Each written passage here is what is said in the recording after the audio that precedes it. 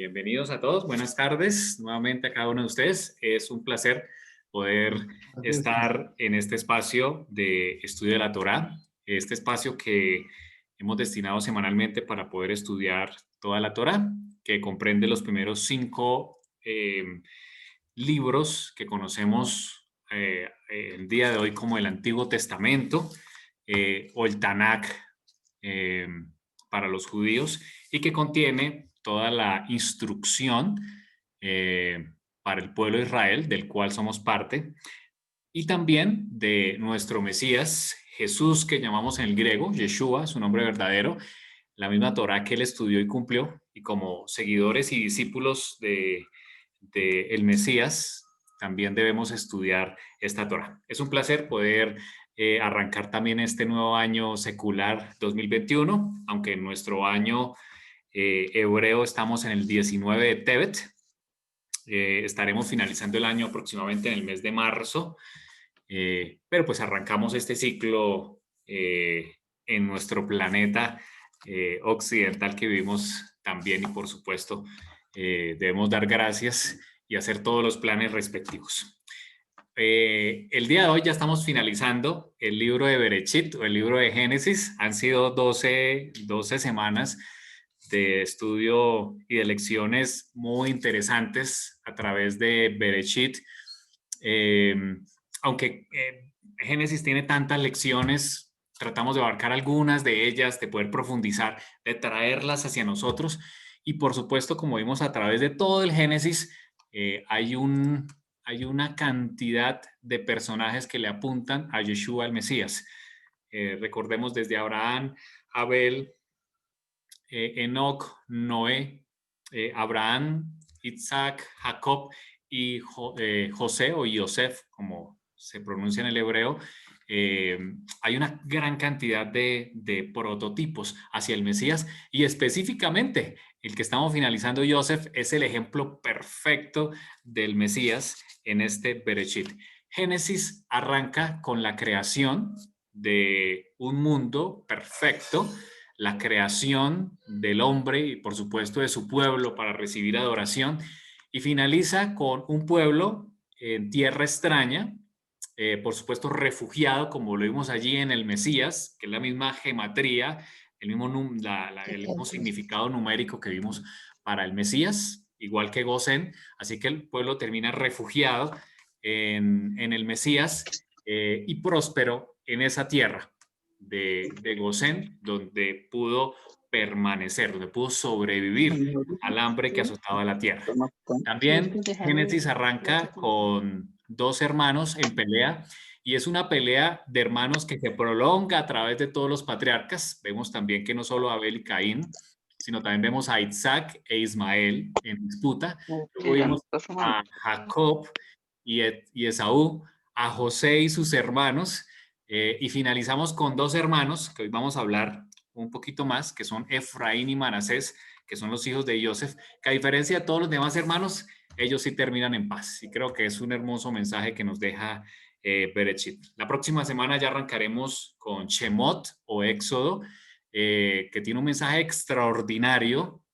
En Génesis vemos que Yeshua se revela en cada uno de estos patriarcas y especialmente en José.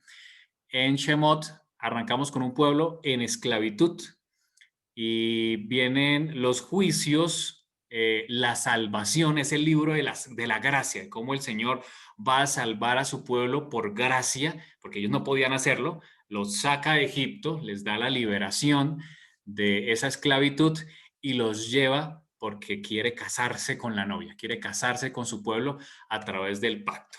Y por eso le entrega la carta de amor, que es la ley, a través de toda la Torá, cuyo resumen sabemos que son los 10 mandamientos. Ese éxodo terminará con un pueblo adorando, con el centro de su, no solo de sus tribus, sino de adoración, está el santuario, el Señor habitando en medio de ellos. Así que damos gracias a Dios porque hoy estamos finalizando este libro de Bereshit. Vamos a orar y arrancamos entonces.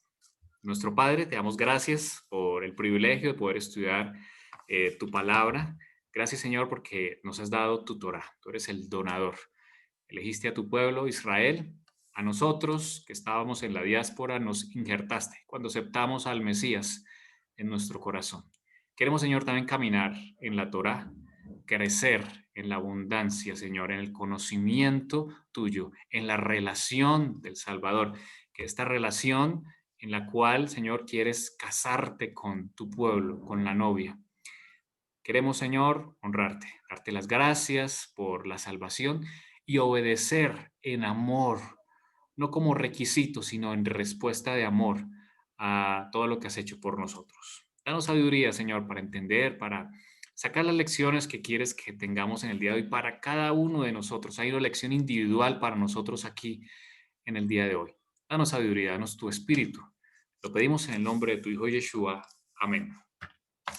Muy bien, entonces vamos a arrancar en Génesis 47, en el versículo 28, donde finalizamos en la clase pasada.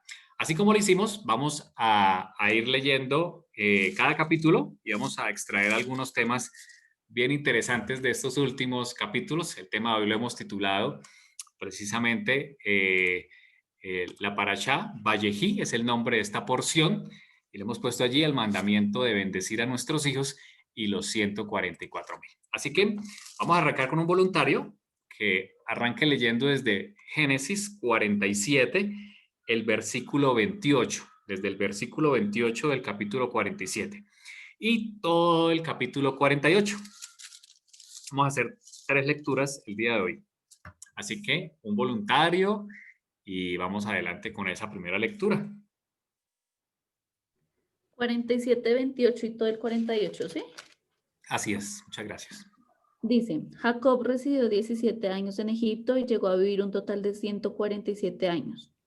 Cuando Israel estaba a punto de morir, mandó llamar a su hijo José y le dijo, si de veras me quieres, pon tu mano debajo de mi muslo y prométeme amor y lealtad. Por favor, no me entierres en Egipto. Cuando vaya a descansar junto a mis antepasados, sácame de Egipto y entiérrame en el sepulcro de ellos. Haré lo que me pides, contestó José. Júramelo, insistió su padre. José se lo juró, e Israel se reclinó sobre la cabecera de la cama. 48. Poco tiempo después le informaron a Josué que su padre estaba enfermo. Entonces fue a visitarlo y llevó consigo a sus 2 hijos, Manasés y Efraín. Cuando le avisaron a Jacob que su hijo venía a verlo, hizo un esfuerzo, se sentó en la cama y le dijo a José, el Dios Todopoderoso se me apareció en luz en la tierra de Canaán y me bendijo con esta promesa. Te haré fecundo, te multiplicaré y haré que tus descendientes formen una comunidad de naciones. Además, a tu descendencia le daré esta tierra como su posesión perpetua. Ahora bien, los 2 hijos que te nacieron aquí en Egipto, antes de que me reuniera contigo, serán considerados míos. Efraín y Manasés serán tan míos como lo son Rubén y Simeón. Los hijos que tengas después de ellos serán tuyos, y a través de sus hermanos recibirán su herencia. Cuando yo regresaba de Padán Aram, tu madre murió cerca de Efrata, en tierra de Canaán, y allí la sepulté junto al camino de Efrata, es decir, Belén. Al ver a los hijos de José, Israel preguntó, ¿y estos chicos quiénes son? Son los hijos que Dios me ha concedido aquí, le respondió José a su padre. Entonces Israel le dijo, acércalos, por favor, para que les dé mi bendición. Israel ya era muy anciano y por su avanzada edad casi no podía ver. Por eso José los acercó y su padre los besó y abrazó. Luego le dijo a José, ya había perdido la esperanza de volverte a ver, y ahora Dios me ha concedido ver también a tus hijos. José lo retiró de las rodillas de Israel y se postró rostro en tierra. Luego tomó a sus 2 hijos, a Efraín con la derecha y a Manasés con la izquierda, y se los presentó a su padre. De esta manera, Efraín quedó a la izquierda de Israel y Manasés a su derecha. Pero Israel, al extender las manos, las entrecruzó y puso su derecha sobre la cabeza de Efraín, aunque era el menor, y su izquierda sobre la cabeza de Manasés, aunque era el mayor. Y los bendijo con estas palabras. Que el Dios en cuya presencia caminaron mis padres Abraham e Isaac, el Dios que me ha guiado desde el día en que yo nací hasta hoy, el ángel que me ha rescatado de todo mal, bendiga a estos jóvenes. Que por medio de ellos sea recordado mi nombre y el de mis padres Abraham e Isaac, que crezcan y se multipliquen sobre la tierra. A José no le agradó ver que su padre pusiera su mano derecha sobre la cabeza de Efraín, así que tomando la mano de su padre, la pasó de la cabeza de Efraín a la cabeza de Manasés, mientras le reclamaba, así no, padre mío, pon tu mano derecha sobre la cabeza de este, que es el primogénito. Pero su padre se resistió y le contestó, ya lo sé, hijo, ya lo sé. También él gestará un pueblo y llegará a ser importante, pero tu hermano menor será aún más importante, y su descendencia dará origen a muchas naciones. Aquel día Jacob los bendijo así. Esta será la bendición que en Israel se habrá de pronunciar. Que Dios cuide de ti como cuidó de Efraín y de Manasés. De este modo, Israel dio a Efraín la primicia sobre Manasés. Primacía. Ujú. Finalmente, Israel le dijo a José, yo estoy a punto de morir, pero Dios estará con ustedes y los hará volver a la tierra de sus antepasados.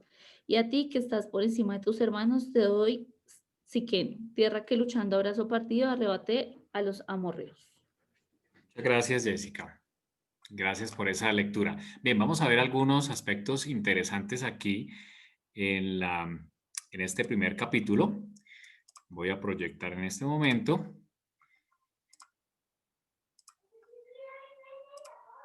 Vamos a arrancar con unos comentarios donde también Jairito hoy nos va a acompañar unos minutos con una aplicación bien interesante.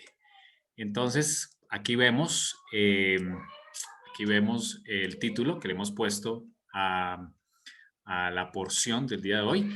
Vallejí, que es el nombre de la porción, es por el verbo de Génesis 47, el versículo 28, que significa y vivió. Está hablando de Jacob, que Jacob vivió precisamente esos 17 años. Bien, este versículo 28 tiene una aplicación bien interesante. Recordemos que Jacob cuidó de Joseph los primeros 17 años de su vida. Allá en Canaán, él se encargó de cuidarlo, de enseñarle la tradición oral, que en ese momento pues era la Torá oral, no había sido escrita todavía. También le enseñó administración, todo lo que José después iba a desarrollar siendo un gobernador de Egipto. Entre otras cosas, estuvo Jacob cuidando a Joseph esos primeros 17 años. Fíjense aquí en este versículo 28 que leyó Jessica, que dice que Jacob estuvo en tierra de Egipto otros 17 años. Quiere decir que en esta ocasión fue el turno de Joseph, porque Joseph fue el que lo trajo y honró a su padre, lo cuidó durante 17 años. Recuerden que Jacob, cuando llega a Egipto, tenía la edad de 130 años, que fue lo que el faraón le preguntó, ¿cuántos años tienes? Y él le dijo, tengo 130 años. Y entonces Jacob vive otros 17 años con su hijo Joseph. Es hermoso, ¿no? Lo que el Señor le permitió vivir al lado de su hijo, pero esta vez fue al revés. Fue su hijo quien honró a su padre, quien pudo cuidarlo durante ese mismo periodo. Esa es la gracia maravillosa del Señor. Aquí viene un mandamiento bien importante, que así como el padre cuida al hijo los primeros años, nos toca a los hijos, y es un mandamiento también que está en la Torá, cuidar y honrar. Dicen los sabios que es, o los eruditos, que es uno de los mandamientos más difíciles, porque honrar es una palabra que comprende muchísimo, implica muchísimas acciones, es dar todo el corazón. Y eso es precisamente lo que nos está enseñando este versículo. Debemos nosotros honrar también a nuestros padres en los últimos años. Es nuestro deber cuidarlos, velar por ellos en todos los aspectos, incluyendo los aspectos económicos. Bien, arranca el capítulo 48. Fíjense que aquí, en el capítulo 48, encontramos que Jacob ya está a punto de morir, ya está en los 147 años. Y fíjense que aquí muestra en la porción que Jacob estaba enfermo, ya estaba en sus últimos días, estaba en decaimiento. Y entonces es cuando José toma consigo a sus dos hijos, a Efraín y Manasés. Hay algo bien interesante, bien mesiánico que nos muestra este primer versículo, así como lo hemos visto a lo largo de toda la vida de Joseph y en estos últimos capítulos también.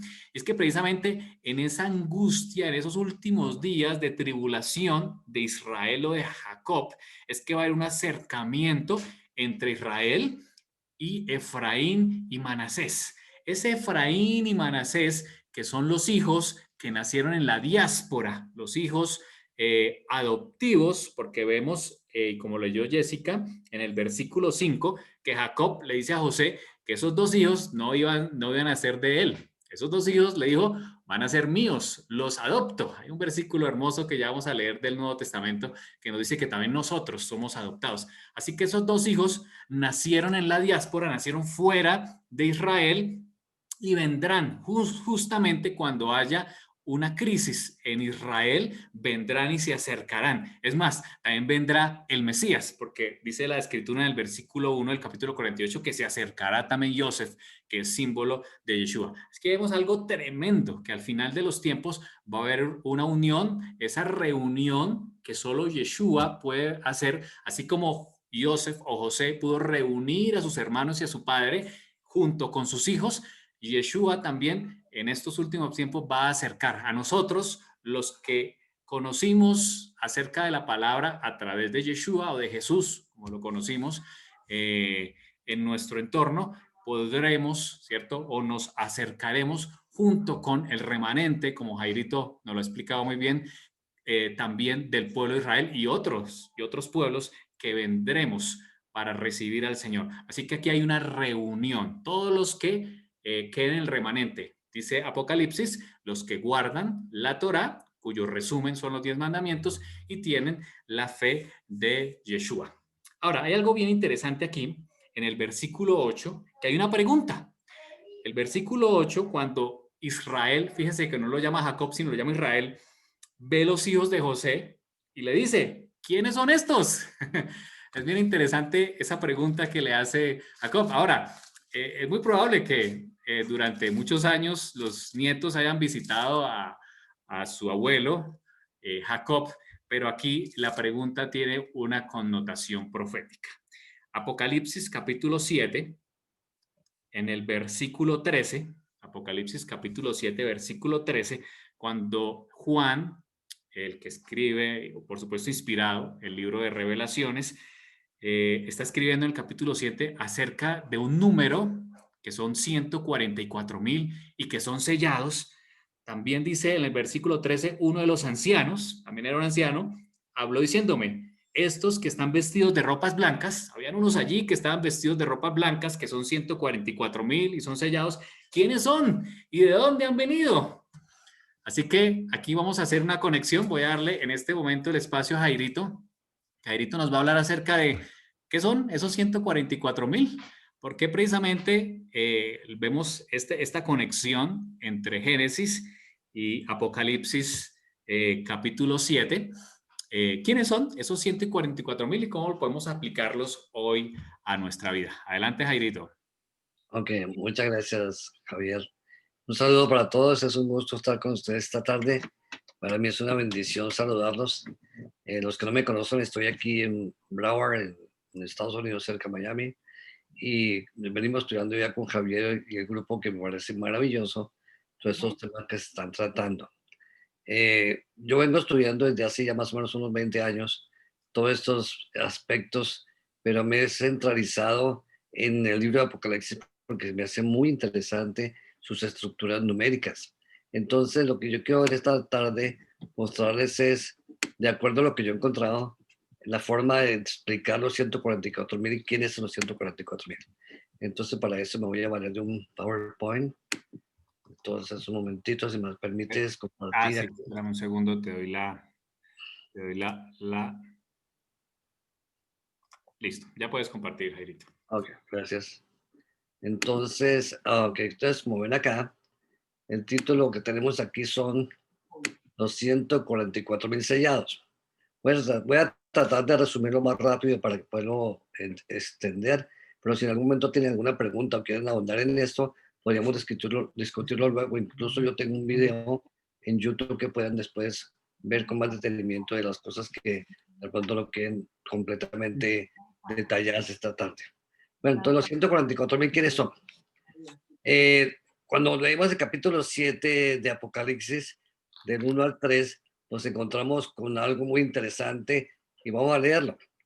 Después de esto vi 4 ángeles en pie sobre los 4 ángulos de la tierra, que tenían los 4 vientos de la tierra, para que no soplase viento alguno sobre la tierra, ni sobre el mar, ni sobre ningún árbol. Vi también a otro ángel que salía de donde sale el sol y tenía el sello de Dios vivo. y clamó a gran voz a los 4 ángeles a quienes se les había dado el poder de hacer daño a la tierra y al mar, diciendo: no hagáis daño a la tierra, ni al mar, ni a los árboles, hasta que hayamos sellado en sus frentes a los siervos de nuestro Dios. Aquí a la derecha ustedes ven más o menos resumido el conflicto. Es un conflicto que hay ahí.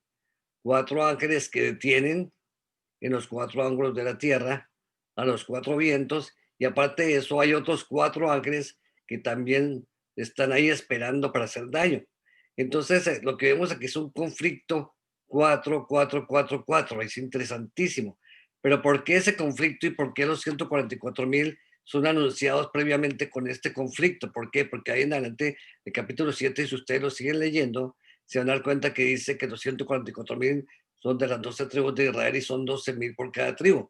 Pero lo interesante del caso, ¿por qué este conflicto de 4, 4, 4, 4? Entonces, si analizamos esto bien, tal como vemos, este conflicto tiene que ver con 4 ángeles versus 4 vientos, que son 4 ángeles que tienen y al mismo tiempo 4 ángeles que vienen a dañar. Ahora la pregunta es, ¿cómo podemos nosotros entenderlo? Vamos a analizar esto. El conflicto básicamente se centra en lo siguiente. De acuerdo a las tablas de la ley, como acaba de decir Javier hace un ratito, se resumen los mandamientos de Dios en el Decálogo. Este conflicto es de adoración. Apocalipsis es el libro profético de adoración, donde nosotros vemos que hay unos que adoran a Dios y otros que adoran a la bestia. Entonces, se centra en los 4 primeros mandamientos del Decálogo, que son los 4 mandamientos de relación de Dios con el hombre, y los otros 6 mandamientos son la relación del hombre con el hombre. Eso lo vemos en Éxodo 20. Entonces, los 4 ángeles que tienen en los 4 ángulos de la tierra, los 4 vientos, y los 4 ángeles que vienen a hacer daño, simplemente es ese conflicto. Todo lo que estamos aquí, y no solamente lo que estamos aquí, sino todo el mundo está en este conflicto. Unos están a favor de los mandamientos de Dios y otros están en contra. Unos apoyan los mandamientos de Dios de la primera tabla, que son los verdaderos mandamientos de Dios, y otros apoyan otros mandamientos que son falsos o simplemente los ignoran. Entonces el conflicto está en eso. Ahora, este conflicto, para entenderlo más claro, vemos un ejemplo en Daniel 3. Se nos describe que este conflicto, el rey Nabucodonosor en Babilonia crea un sistema de oración en contra de estos 4 mandamientos verdaderos de Dios, que son los de la primera tabla, que encontramos en Éxodo 20. O sea, Nabucodonosor obliga a adorar a un Dios que es una imagen de oro. Si ustedes lo leen en Daniel 3, después lo pueden leer con calma, y hace esa imagen de adoración. Todo el mundo tiene que adorarla. Evidentemente esa imagen tiene un nombre y tienen que adorarla en el momento que tienen que sonar los instrumentos. Y evidentemente está en contra de los 4 primeros mandamientos de Dios. Ahora, esos 4 primeros mandamientos de Dios que vemos acá son los mandamientos de amor a Dios o de adoración a Dios, y los siguientes 6 mandamientos son los mandamientos de amor al prójimo o de fraternidad. En otras palabras, son los mandamientos que se han querido cambiar, los mandamientos que están siendo usurpados, y son los mandamientos que muchas personas niegan. Por eso les digo una cosa, hermanos, y esto es importantísimo que quede claro esta tarde. Si nosotros entendemos este conflicto, vamos a entender todo el conflicto que hay desde la creación, que tiene que ver por la adoración a Dios, que tiene que ver con los 4 primeros mandamientos, porque eso es lo que ha pretendido siempre la serpiente, o sea, Satanás, quitar la adoración de Dios para que lo adoren a él, o viceversa, no adoren a nadie, o sean ateos, o sean filósofos, o tengan algún tipo de creencia que sea opuesta. Ahora, este sello de Dios, de Apocalipsis 7, solo se pondrá en la frente de los que venzan en este conflicto 4 versus 4 que acabamos de detallar. Ahora, si nosotros analizamos bien con detalle, hay una evidencia tremenda en el libro de Apocalipsis. Los que adoran al Cordero, que eso lo vimos ya en varios momentos anteriores, el Cordero 777, que está en Apocalipsis 5:6, que dice que tiene 7 cuernos, 7 ojos, 7 espíritus, o sea, Jesucristo, y la bestia, o sea, que unos adorarán a Dios, a Cristo, que es Cordero 777, y otros a la bestia 666, que está en Apocalipsis 13:18. Unos tendrán el sello de Dios y por el contrario, los otros tendrán la marca de la bestia. Todos los que estamos aquí o tendremos el sello de Dios si seguimos al Cordero, o por lo contrario, tendremos la marca de la bestia si no lo seguimos. Por eso este conflicto es muy importante. Lo que está explicando Javier Entonces, estos estudios es muy, muy importante porque de eso depende que seamos sellados. Ahora, los 4 primeros mandamientos, resumiendo, la primera tabla, no tener dioses ajenos, no postrarse ni adorar imágenes, no tomar en vano el nombre de Dios y acordarse del día del sábado, o sea, el séptimo día. Los 6 mandamientos siguientes, si ustedes lo miran ahí, son mandamientos de hermandad. Entonces, lo que podemos resumir así rapidito es que los 4 primeros mandamientos de la primera tabla, mucha gente no los guarda y no les interesan. Pero los mandamientos de la segunda tabla, incluso hasta las leyes civiles y los países en general, cualquier religión los cumplen. Porque el que mata lo metan en la cárcel, el que comete adulterio o roba o hace perjurio o mal testimonio puede sufrir castigos civiles o penales. Entonces, lo que estamos viendo es que la adoración a Dios es una cuestión de voluntad y tiene que ver mucho con la relación con Dios. Pues, en Daniel 3 vimos que esa estatua era de 60 codos de alta, 6 codos de ancha, 6 instrumentos que se tocaban para ser adorados, y estos 3 jóvenes no se postraron porque fueron fieles a los mandamientos de la primera tabla, los primeros 4 mandamientos, tal como ustedes están viendo ahí. O sea que ellos fueron fieles a los mandamientos de adoración que tienen que ver con el conflicto 4 versos 4, y tal como vemos aquí es un conflicto que unos se arrodillaban y otros no se arrodillaban. Entonces la pregunta es, ¿quiénes de los que estamos aquí nos vamos a arrodillar o quiénes no? Eso es importante que lo tengamos en cuenta porque esto va a suceder en el futuro, tal como seguramente lo va a seguir explicando Javier en otros estudios. El cuarto, Jesús vino a salvarlos cuando estaban en el horno. ¿Por qué vino a salvarlos? Porque Él los vino a salvar porque fueron fieles a los 4 primeros mandamientos. Y Él como relación, como representante de la primera tabla, dijo, ustedes fueron fieles a mí, me adoraron a mí, yo los vengo a salvar. Esa es la conclusión sencilla y eso va a pasar con nosotros. Nos salvará Cristo en el conflicto final que haya de adoración. Porque tal como lo dice Apocalipsis 7, Apocalipsis 14, los 144,000 son los que pasarán victoriosos en este conflicto de adoración. Ahora, la otra cosa que tenemos que ver aquí es que la palabra 144,000 es un número simbólico. ¿Por qué? Porque la palabra chilió, que significa 1000, en Strong significa un número incierto o un número no definido. O sea que son 144 miles, o sea, 144 que son incontables, tal como lo acabo de decir Javier hace un momentito. Ok, la Nueva Jerusalén, la esposa del Cordero, de acuerdo a Apocalipsis 21:9 y 10, nos dice que la esposa del Cordero es la Santa, la Nueva Jerusalén. Mucha gente cree que cuando venga Jesús va a venir con un edificio grandote o va a venir con unas construcciones, pero no es así. Va a venir con su esposa, o sea, los fieles son los 144,000. Vamos a detallarlo. ¿Por qué? Porque la ciudad está de 12,000 estadios por lados, 12,000 por 12,000 son 144,000. Aparte de eso, dice que el muro es de 144 codos y es medida de hombre. O sea, cada hombre, cada persona tendrá una medida espiritual de 144, que si nos lo permite, de pronto en otra oportunidad explicaremos por qué. Y entonces el Cordero, Dios, será el templo, porque en la Nueva Jerusalén no habrá templo. El templo será Dios, porque Dios siempre ha querido lo que Dios profetizó en un mensaje muy interesante en Éxodo 25:8, que dijo, me harán un santuario para que yo habite en medio de ellos. ¿Por qué? Porque tal como vemos aquí, Dios estará en el centro, los 144,000 alrededor, o sea, los salvos estarán alrededor de él. ¿Por qué? Porque estaremos todos sellados y los sellados alrededor de Dios, de la misma manera que estaban en el campamento de las 12 tribus, que estaba el campamento alrededor del santuario de a 3 por cada lado. Estoy hablando rápido y resumiendo porque yo sé que tenemos poquito tiempo, pero bueno, de todas maneras, el santuario de los 144,000 es un estudio que yo creo que más adelante valdría la pena que se estudiara tremendo, porque los redimidos tendrán a Cristo como en su santuario por la eternidad y será por siempre. De esta manera, por eso, resumiendo, los 144,000 que están en las 12 tribus, de acuerdo a Apocalipsis 7, estamos de esa manera, 3 por cada lado, igual que en el campamento que estaba en el desierto, de 3 por cada lado, Dios en el centro, siendo el santuario, y por la eternidad será así. Amén, amén por siempre. Eso es lo que más o menos podemos decir. Hay mucho más que decir, pero eso es lo que quiero compartir por ahora. Adelante, Javier. Muchas gracias. Muchas gracias, Jerito. Creo que ha sido muy interesante poder ver cómo podemos a través precisamente de esta comparación, precisamente en estas dos preguntas, Jairito, que encontramos en Génesis 48:8 y Apocalipsis capítulo 7, versículo 13, que se está refiriendo a un pueblo especial. Y es precisamente ese pueblo del cual tú y yo hacemos parte.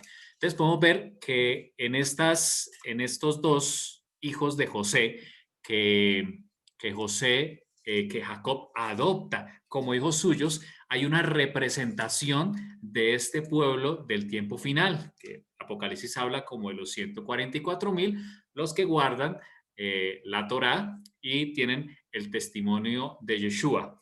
Entonces vemos que Jacob le pregunta, como lo vimos allí, voy a volver a compartir pantalla, ¿quiénes son estos? Y precisamente la respuesta de José es, son mis hijos, los que Dios me ha dado aquí, por fuera de Israel, del cual tú y yo hacemos parte, porque nosotros nacimos fuera de Israel, pero el Señor nos está acercando a su pueblo. Precisamente es lo que le dice Jacob a José, acércalos a mí y los bendeciré. Qué precioso mensaje nos está dando el Señor a quienes hemos aceptado a Yeshua y hemos sido injertados, como ya lo hemos estudiado anteriormente a través de Romanos. Hay otros aspectos bien interesantes aquí en Génesis 48. Ya vimos en el versículo 5 que Jacob le dice a José que estos dos hijos, Efraín y Manasés, iban a ser hijos de él. No iban a ser hijos de José, sino de él. Es decir, los adoptó. Precisamente, Romanos 8:15. Hay varios textos en el Brit renovado, en el Nuevo Testamento, que nos hablan acerca de que hemos sido adoptados. Este es uno de ellos, Romanos 8:15. Pues no habéis recibido el espíritu de esclavitud para estar otra vez en temor, sino que habéis recibido el espíritu de adopción, por el cual clamamos, Abba Padre. Qué precioso, ¿cierto? Clamamos Abba Padre cuando hemos sido adoptados. También Juan nos dice que hemos sido llamados ahora hijos de Dios, es decir, así como Jacob adopta a estos dos hijos como sus propios hijos, y esto es real porque dentro de las 12 tribus, ya lo vimos allí en lo que nos mostró Jairito, y lo vimos en la repartición de las tierras, usted lo puede ver en los mapas de sus Biblias, ya les voy a mostrar uno, que aparece en la distribución de las 12 tribus, aparecen Efraín y Manasés, es decir, Joseph recibió doble herencia como recibían los primogénitos, y sus dos hijos fueron adoptados como si fueran hijos de su padre Jacob. De la misma manera, cuando nosotros aceptamos la gracia, el sacrificio del Mesías de Yeshua, somos adoptados también como hijos suyos. Hay otro aspecto bien interesante allí que encontramos en la lectura. Eso lo encontramos a partir del versículo 13 del capítulo 48. Dice que José tomó a ambos, a Efraín a su derecha y a la izquierda a Manasés, de tal manera que quedara Manasés a la derecha de Jacob y Efraín a la izquierda, porque se acostumbraba que con la mano derecha iba a bendecir al hijo mayor, que era Manasés, y con la mano izquierda a Efraín. Y fíjese lo que hace Jacob. Dice que Israel extendió su mano derecha y la puso sobre Efraín. Y versículo 14, y su mano izquierda sobre la cabeza de Manasés. Hizo esto. Esta señal que hace Jacob, por supuesto que además que es profética porque el Señor lo usó en ese momento, tiene un significado también bastante profundo. Fíjense que él al hacer esto hace una X, una cruz, podrían decir algunos, ¿cierto? En el hebreo antiguo es una taf, y precisamente cuando en el hebreo se habla de una señal, se usa la palabra o la letra taf. De hecho, cuando dice la escritura que sobre Caín fue puesta una señal en la frente, dice que fue puesta una taf.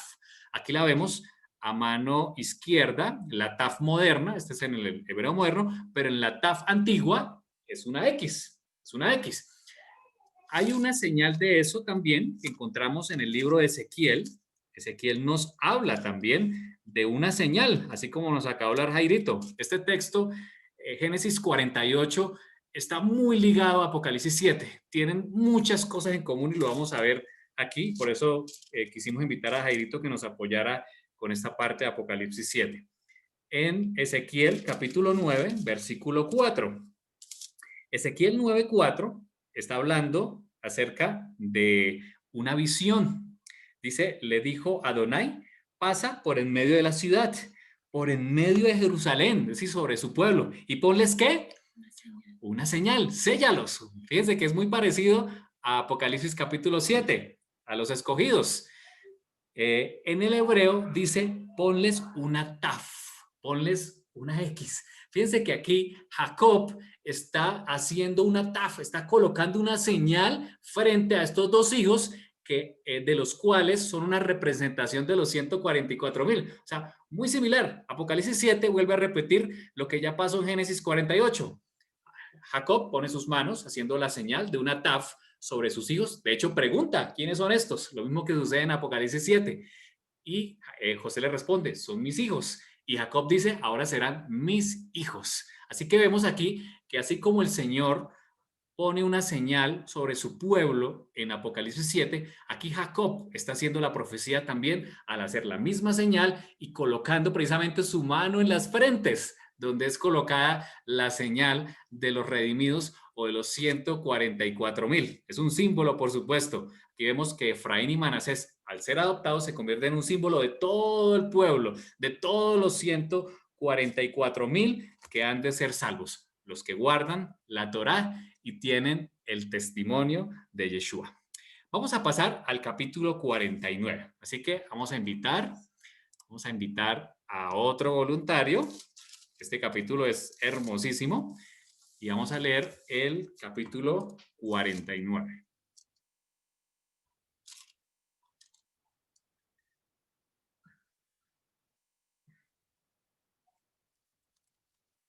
¿Algún voluntario?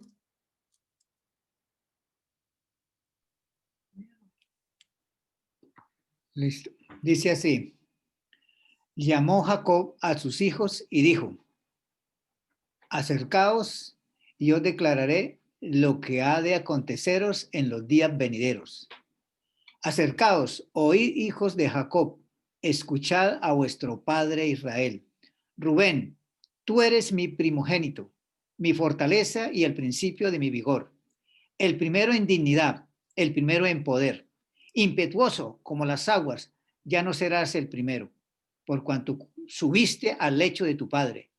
Entonces te embeleciste al subir a mi lecho. Simeón y Leví son hermanos, armas de maldad son sus armas. En su consejo no entre mi alma, ni mi espíritu se junte en su compañía, porque en su furor mataron hombres y en su temeridad desjarretaron toros. Maldito sea su furor, que fue fiero, y su ira, que fue dura. Yo los apartaré en Jacob y los esparciré en Israel. Judá, te alabarán tus hermanos. Tu mano estará sobre el cuello de tus enemigos. Los hijos de tu padre se inclinarán a ti. Cachorro de león, Judá, de la presa subiste, hijo mío. Se encorvó, se echó como león viejo, ¿quién lo despertará? No será quitado el cetro de Judá, ni el bastón de mando entre sus pies, hasta que llegue Silo.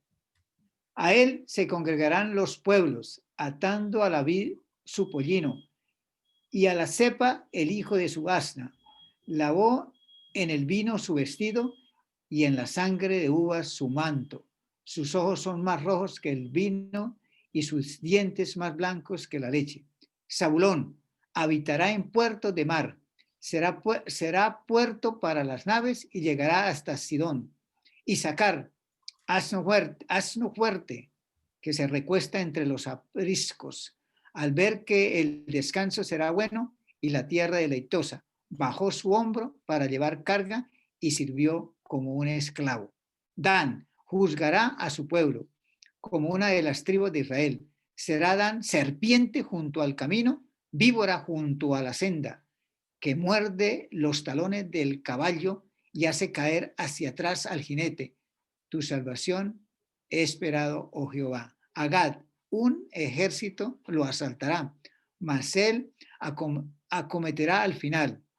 El pan de Aser será sustancioso, él dará deleites al rey. Neftalí, sierva suelta, que da hermosos cervatillos. Rama fructífera es José, rama fructífera junto a una fuente. Sus vástagos se extienden sobre el muro. Le causaron amargura, le lanzaron flechas, lo aborrecieron los arqueros, mas su arco se mantuvo poderoso y los brazos de sus manos se fortalecieron. Por las manos del fuerte de Jacob, por el nombre del pastor, la roca de Israel, por el Dios de tu Padre, el cual te ayudará, por el Dios omnipotente, el cual te bendecirá, con bendiciones de los cielos de arriba, con bendiciones del abismo que está abajo, con bendiciones de los pechos y del vientre. Las bendiciones de tu Padre fueron mayores que las de mis progenitores. Hasta el término de los collados eternos serán sobre la cabeza de José, sobre la frente del que fue apartado de entre sus hermanos. Benjamín es lobo arrebatador. Por la mañana comerá la presa y a la tarde repartirá los despojos. Todas estas son las tribus de Israel, 12 en total, y esto es lo que su padre les dijo al bendecirlas. A cada una le dio su bendición. Les ordenó luego diciendo: voy a ser reunido con mi pueblo. Sepultadme con mis padres en la cueva que está en el campo de Efrón, el Eteo, en la cueva que está en el campo de Macpela, al oriente de Manre, en la tierra de Canaán, la que compró Abraham junto con el mismo campo de Efrón, el Eteo, para heredad de sepultura. Allí sepultaron a Abraham y a Sara, su mujer. Allí sepultaron a Isaac y a Rebeca, su mujer. Allí también sepulté yo a Lea. El campo y la cueva que está en él fueron comprados a los hijos de Het. Cuando acabó Jacob de dar mandamientos a sus hijos, encogió sus pies en la cama y expiró y se reunió con sus padres.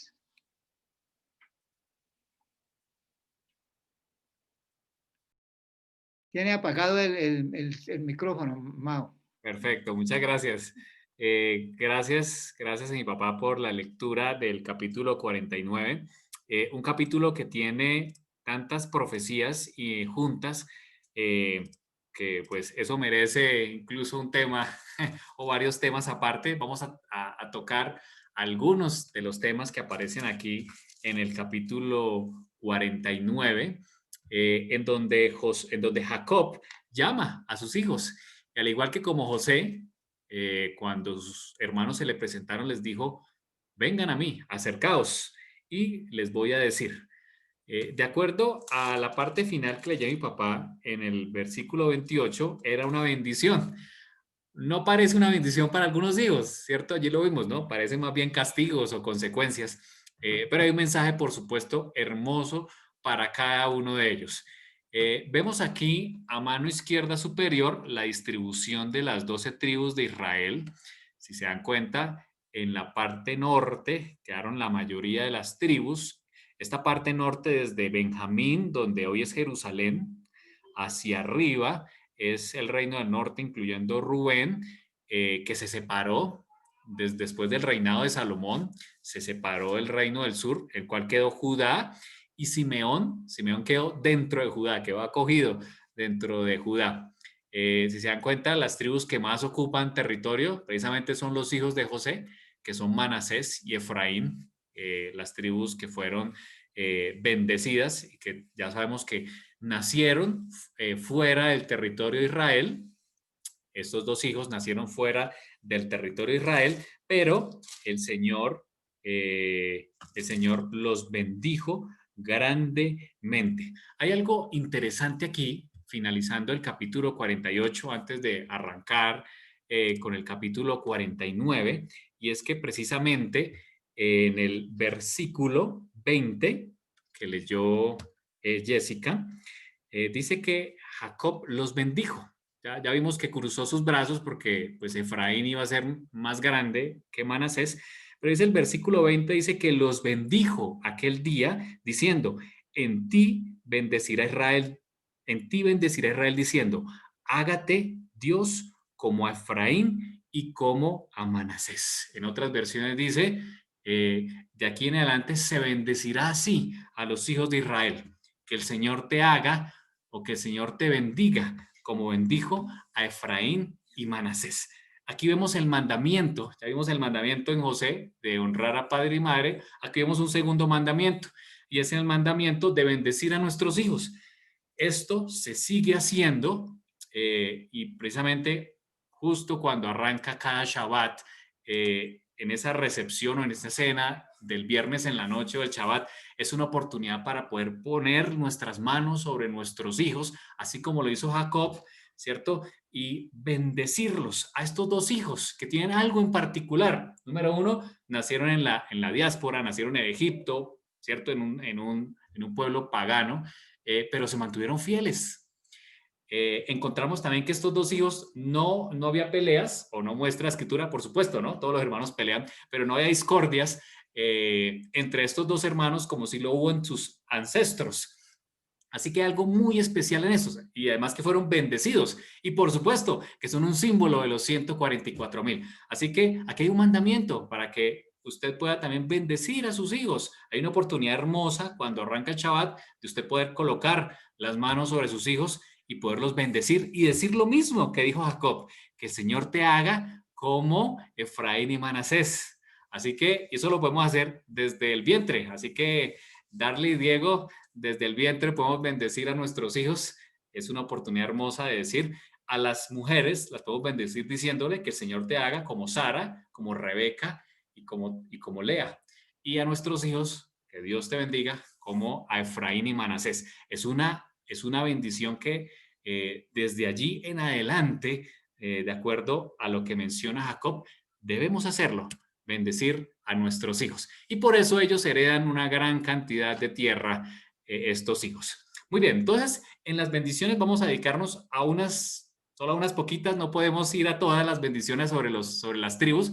Por ejemplo, en Rubén, a Rubén, Jacob le dice, tú eres mi primogénito, tú eres la fortaleza, el principio de mi vigor, pero tú eres impetuoso sobre las aguas. No serás el principal. Aquí le está diciendo claramente a Rubén que él no iba a ser el primogénito. Dice, por cuanto subiste al lecho de tu padre. Precisamente Rubén se acostó con una de las esposas, de las concubinas de su padre Jacob. Y eso fue deshonroso, de acuerdo a la escritura. Envileciste, ¿cierto? Te envileciste subiendo a mi estrado. Así que Rubén perdió la primogenitura por ello. Ahora, dice la tradición oral que Rubén llegó al arrepentimiento, que lo que quería su padre Jacob al dar esta bendición, que no parece una bendición, parece un castigo, es precisamente abriéndole la puerta para que él se arrepintiera, para que hiciera teshuvá. La tradición oral nos muestra que Rubén precisamente sí se arrepintió de su pecado, hizo un proceso de arrepentimiento, de reconocer lo que había hecho. De hecho, la tradición nos muestra que el profeta Oseas, que es uno de los grandes profetas que habla acerca del arrepentimiento, es un profeta con un mensaje bien importante, es un descendiente precisamente de la tribu de Rubén, como un símbolo de ese reconocimiento de pecado que hizo Rubén. Los siguientes dos hijos son Simeón y Leví. Jacob los llama al mismo tiempo y les dice que son hombres de armas. Recuerden que ellos arrasaron con una ciudad después del episodio de su hermana. Dice, en su furor mataron hombres, en su temeridad desjarrataron toros. Eran personas aguerridas, ¿cierto? Tenían un furor en sus vidas, eran hombres de ira. Dice la escritura, versículo 7, segunda parte, yo los apartaré en Jacob y los esparciré en Israel. Ahí estaba la bendición para estos dos hijos, que como aquí vemos, tampoco por allí vendría la primogenitura en estos dos muchachos. ¿Por qué? Porque habían sido impetuosos, hombres de guerra, de ira, habían hecho muchas cosas malas y la consecuencia fue que fueron esparcidos. Ahora, eso lo vemos. Si usted mira el mapa y trata de buscar a Leví. ¿Dónde quedó el territorio de Leví? No está allí, ¿cierto? No aparece. A Leví no se le dio un territorio. Ahora, por supuesto que el Señor, cuando Leví, la tribu de Leví, hace techubá, se pone de parte del Señor en el episodio del becerro de oro, el Señor le otorga el privilegio a la tribu de Leví de ser los sacerdotes del pueblo. Y por eso ellos fueron esparcidos, dice la escritura, que ellos no iban a tener tierras. ¿Por qué? Porque el Señor iba a ser su heredad. Y eso es un texto precioso de cómo el Señor perdona, a pesar del pecado de Leví, el Señor perdonó a esta tribu y le puso un lugar muy especial. Deuteronomio 18:20 dice,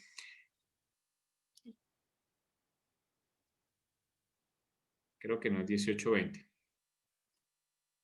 Acá, 18:2. 18, muchas Números. gracias, amor. Gracias, gracias. Dice, no tendrán pues heredad entre sus hermanos. Ahí estaba la consecuencia de lo que estamos viendo en Génesis 45. ¿Por qué? Porque Adonai es su heredad. Qué hermoso texto, ¿no? A pesar de ese castigo que vino como consecuencia de su pecado, el Señor iba a ser su heredad, como Él les había dicho. Él iba a ser su porción. Y por eso Leví anduvo en ciudades que fueron esparcidas por todo Israel. Estuvieron esparcidas las ciudades y específicamente en las ciudades de refugio que vimos anteriormente en Deuteronomio. Pero el Señor les dio la oportunidad de poder ministrarle como sacerdotes. De hecho, en Rubén quedó una de las ciudades de refugio, siendo un significado precisamente de ese arrepentimiento que hizo Rubén. Por otro lado, Simeón quedó dentro de la tribu de Judá. Si vemos que Simeón casi desaparece, quedó allí dentro de la tribu de Judá, la Biblia no nos muestra y la tradición oral no nos muestra si hubo un arrepentimiento de parte de Simeón. El hecho es que Simeón fue acogido por Judá, fue protegido y así ha permanecido Simeón allí en la tribu de Judá. Ahora, después de eso, en el versículo 8, Jacob se refiere a Judá. De los tres primeros, les dijo que ellos iban a ser esparcidos y a Rubén le dijo que iba a ser su primogenitura. Pero a Judá sí le dijo, te alabarán tus hermanos. Tu mano en la cerviz de tus enemigos, los hijos de tu padre se inclinarán a ti. Es decir, la heredad que era el primogénito se la dio a Judá. Judá fue la tribu que se le dio una porción importante, así como a José, representado en sus dos hijos.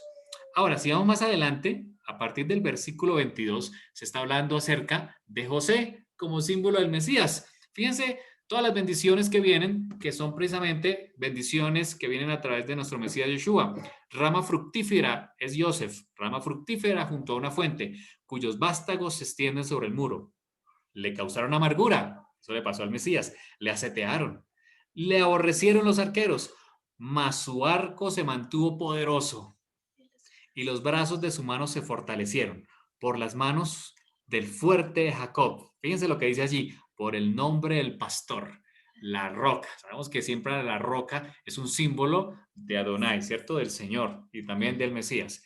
Por el Dios de tu Padre, el cual te ayudará. Por el Dios omnipotente, el cual te bendecirá. Con bendiciones de los cielos de arriba y con bendiciones del abismo que está abajo, con bendiciones de los pechos y del vientre. Las bendiciones de tu Padre fueron mayores que las bendiciones de mis primogénitos. Hasta el término de los collados eternos estarán sobre la cabeza de Yosef.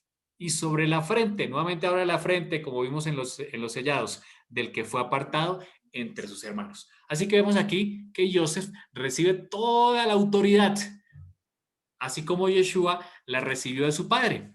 Vemos en el Brit renovado, en el Nuevo Testamento, dos textos que nos hablan precisamente de que Yeshua recibió toda autoridad. En Mateo 28, capítulo 18, mi esposa va a leer, y en Romanos 14, 11.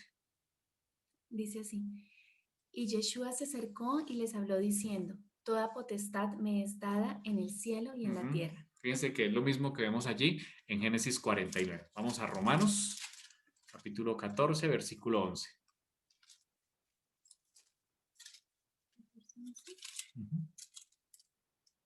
Dice así, porque cierto está, vivo yo, dice el Señor, que ante mí se doblará toda rodilla y toda lengua confesará a Adonai. Muy bien, aquí vemos que Yeshua recibe toda la autoridad, toda la gloria, y que precisamente, como dicen que hasta el término de los collados y sobre la frente del que fue apartado entre sus hermanos será sobre la frente de Joseph, de la misma manera, aquí vemos en Romanos 14:11 que está aludiendo precisamente a un texto de Isaías 45:23, que toda rodilla se doblará ante el Mesías Yeshua. Así que vemos en esta bendición, antes de pasar al capítulo 50, que así como y lo vemos en el versículo 28, que fue una bendición, no parece bendición para algunos, es porque precisamente la Biblia nos dice que el Señor a quien ama, castiga, que el Señor a quien ama, disciplina. Y eso es lo que hacemos los padres.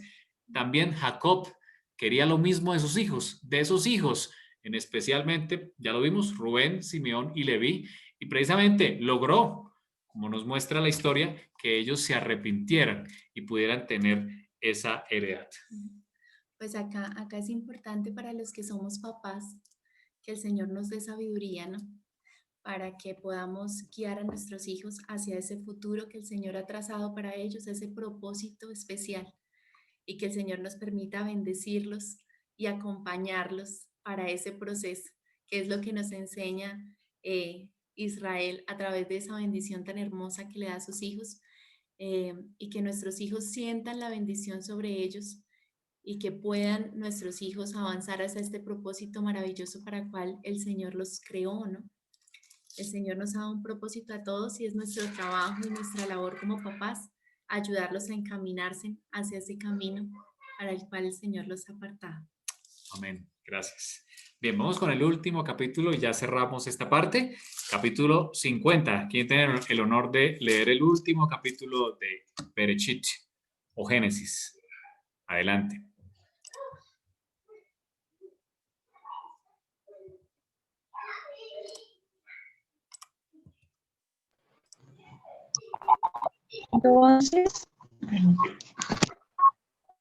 Entonces echó José el rostro de su padre y lloró sobre él y lo besó. Y mandó José a sus siervos los médicos que embalsamasen a su padre. Y los médicos embalsamaron a Israel. Y cumplieron 40 días, porque así cumplían los días de los embalsamados. Y lo lloraron los egipcios 70 días. Y pasados los días de su luto, habló José a los de la casa de Faraón, diciendo: si he hallado ahora gracia en vuestros ojos, os ruego que habléis en oídos de Faraón, diciendo: mi padre me hizo jurar, diciendo: he aquí que voy a morir, en el sepulcro que cabe para mí en la tierra de Canaán, allí me sepultarás. Ruego pues que vaya yo ahora y sepulte a mi padre, y volveré. Y Faraón dijo: ve y sepulta a tu padre como él te hizo jurar. Entonces José subió para sepultar a su padre, y subieron con él todos los siervos de Faraón, los ancianos de su casa, y todos los ancianos de la tierra de Egipto, y toda la casa de José y sus hermanos, y la casa de su padre. Solamente dejaron en la tierra de Gosén sus niños y sus ovejas y sus vacas. Subieron también con él carros y gente de a caballo, y se hizo un escuadrón muy grande, y llegaron hasta la era de Atad, que está al otro lado del Jordán, y endecharon allí con grande y muy triste lamentación. Y José hizo a su padre duelo por 7 días. Y viendo los moradores de la tierra, los cananeos, el llanto en la era de Atad, dijeron: llanto grande es este de los egipcios. Por eso fue llamado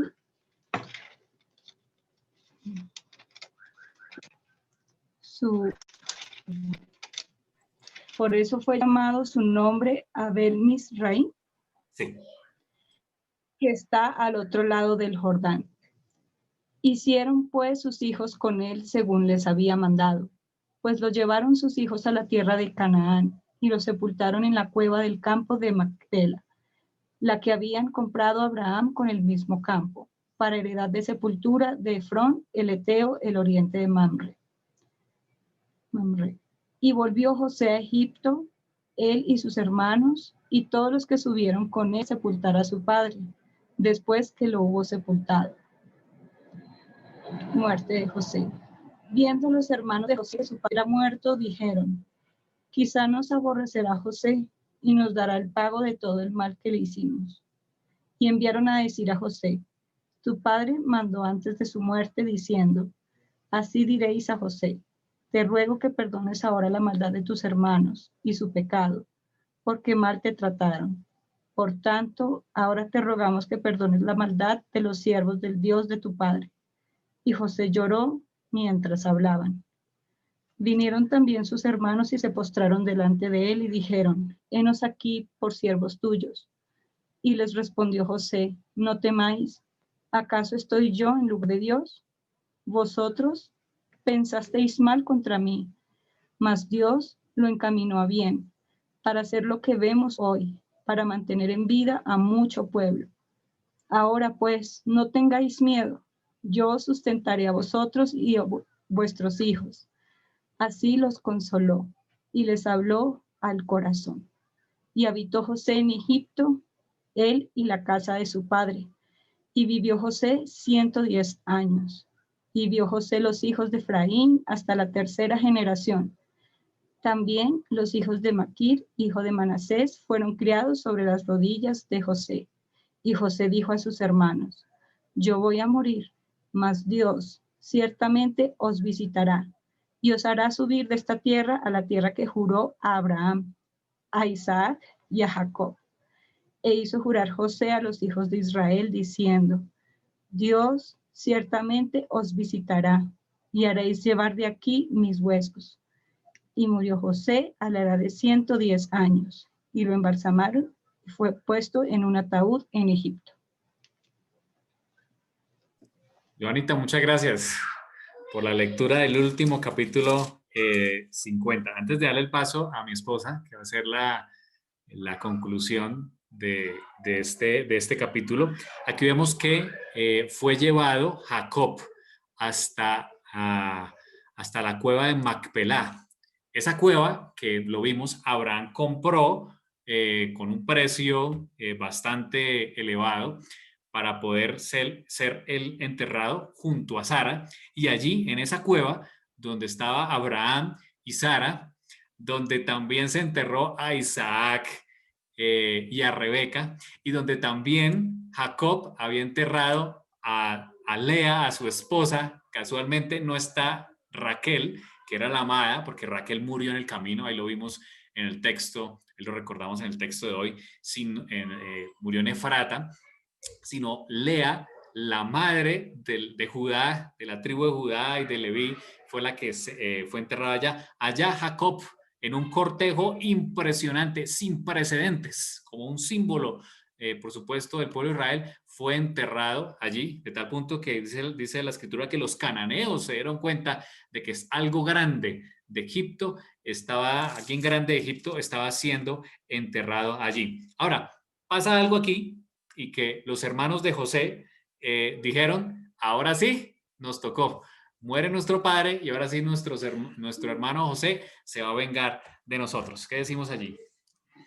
Pues ahí hay un mensaje súper importante para nosotros, los hijos de Dios, y es el siguiente. El Señor, pues obviamente aquí vemos una historia que si la cogemos y la hacemos nuestra, nos damos cuenta que lo que debió vivir José no debió ser fácil.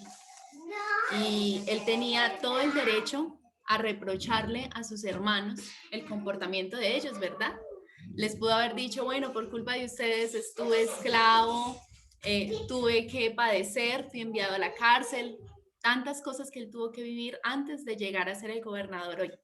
Pero vemos que José cumplió lo que el Señor dice en su palabra. El Señor dice que debemos perdonar a otros.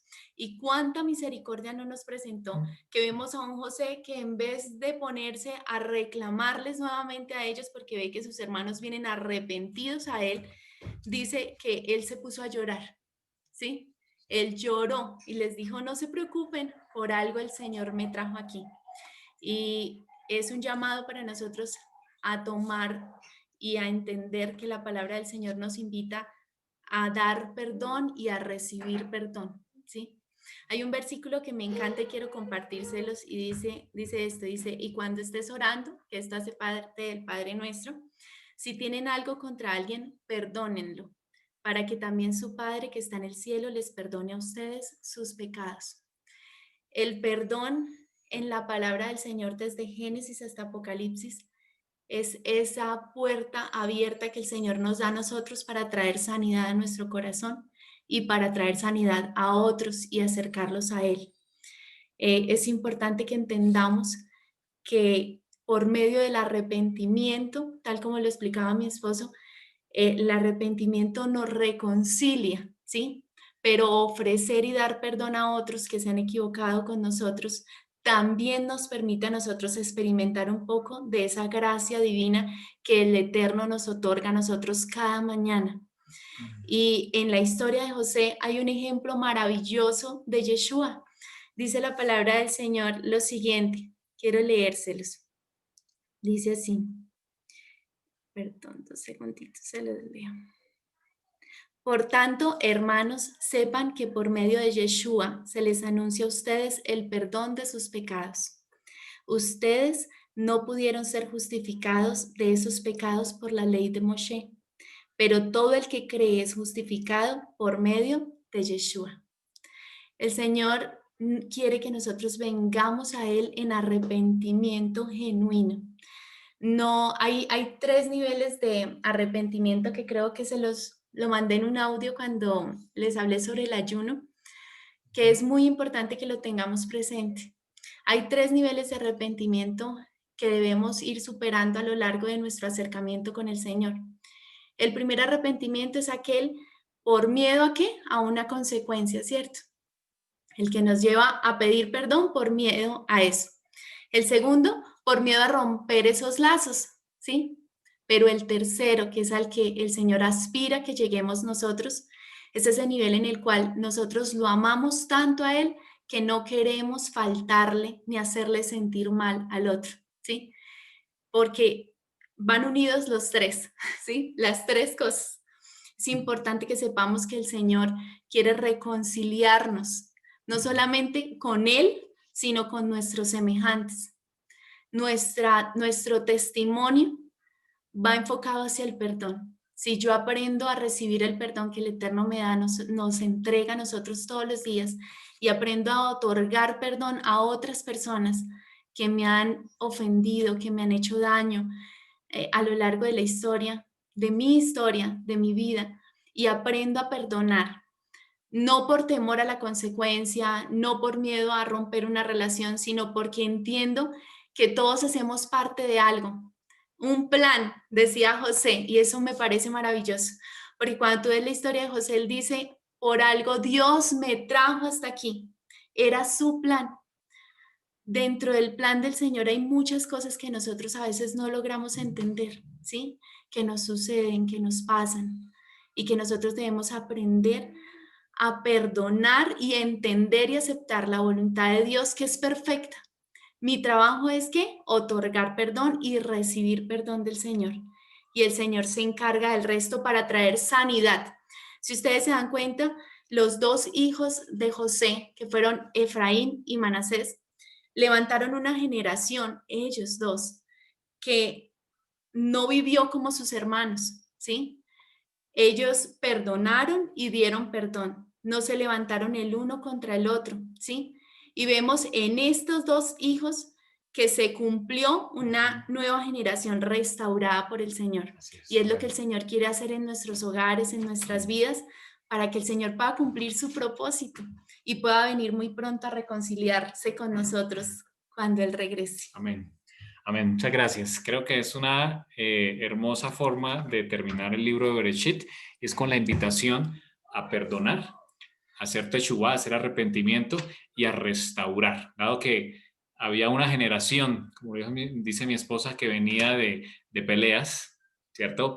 De hecho, Esaú procuró matar a Jacob cuando su padre iba a morir, así que el Señor nos invita a romper con esos pecados generacionales y restaurar. De hecho, precisamente por eso es que vemos acá en la palabra que los hermanos vienen hacia donde José y le dicen que su padre dijo que los perdonara.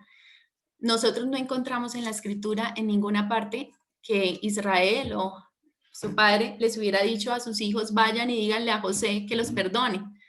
Pero sí vemos atrás, en generaciones atrás, que cuando Esaú vio que su padre murió, dijo, ahora sí voy a ir a vengarme, ¿sí? Entonces, este miedo y este temor fue lo que vino a indicarle a sus hermanos que vinieran, por favor, nuevamente a pedirle perdón a José.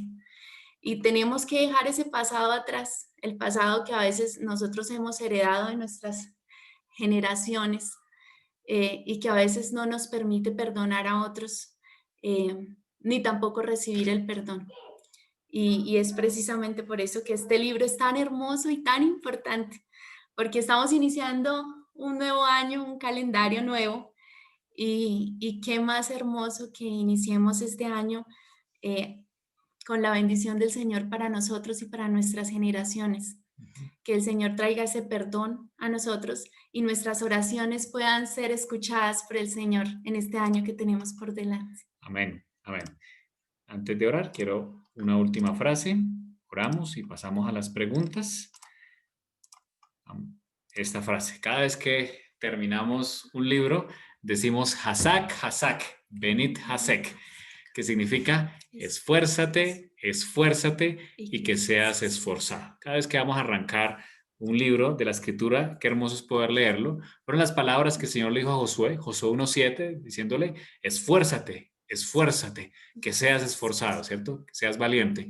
No le estaba diciendo que fuera esforzado en la guerra o en cualquier otra cosa, ¿no? Claramente, Josué 1 habla de cumplir la Torá. Esfuérzate por cumplir la Torá. Y es lo que el Señor nos invita a nosotros en el día de hoy, a que podamos esforzarnos para cumplir su palabra. Vamos a orar. Te damos gracias, Señor, por tu bendición, por tu palabra.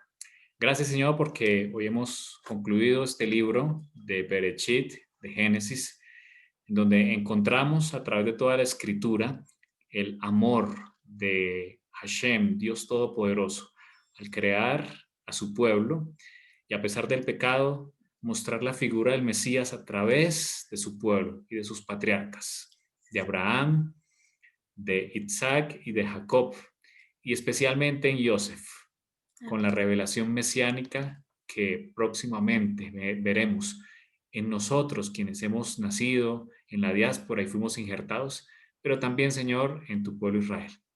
Muchos pueblos y lenguas vendrán, adorarán al Dios verdadero, Señor. Es el momento que estamos próximos a ver. Por eso, Señor, lo que deseas de nosotros es arrepentimiento. Rendimos, Señor, nuestro corazón, nuestra vida. Hacemos teshuvah, hacemos arrepentimiento. Nos volvemos a ti de nuestros pecados, sabiendo, Señor, que es lo que deseas de nosotros, es lo que más anhelas de nuestro corazón. Anhelas un pueblo limpio de manos y de corazón, para que podamos servirte con toda nuestra alma, con todo nuestro ser. Gracias, Señor, por todas las promesas, por todas las profecías que hemos encontrado en Génesis. Pedimos, Señor, que podamos esforzarnos y ser valientes para cumplir tu Torah a través del libro de Éxodo o de Shemot que comenzamos a partir de la siguiente semana. Bendice, Señor, de manera especial a cada miembro, a cada persona que está aquí conectada, las familias, las necesidades físicas, de salud, materiales que hay, Señor, las ponemos en tus manos, Señor. Pero también la más importante, la necesidad del Mesías, de Yeshua. Queremos ser el pueblo, como lo hablamos hoy, de los 144,000, de los redimidos, en cuyo centro está el tabernáculo. Queremos ser parte de él. Y por eso, Señor, queremos esforzarnos por cumplir tu Torah y tener el testimonio de Yeshua. Te alabamos, Señor. Bendito seas por la Torah que nos has dado. Amén. Te alabamos en el nombre de tu Hijo Yeshua. Amén. Amén. Amén.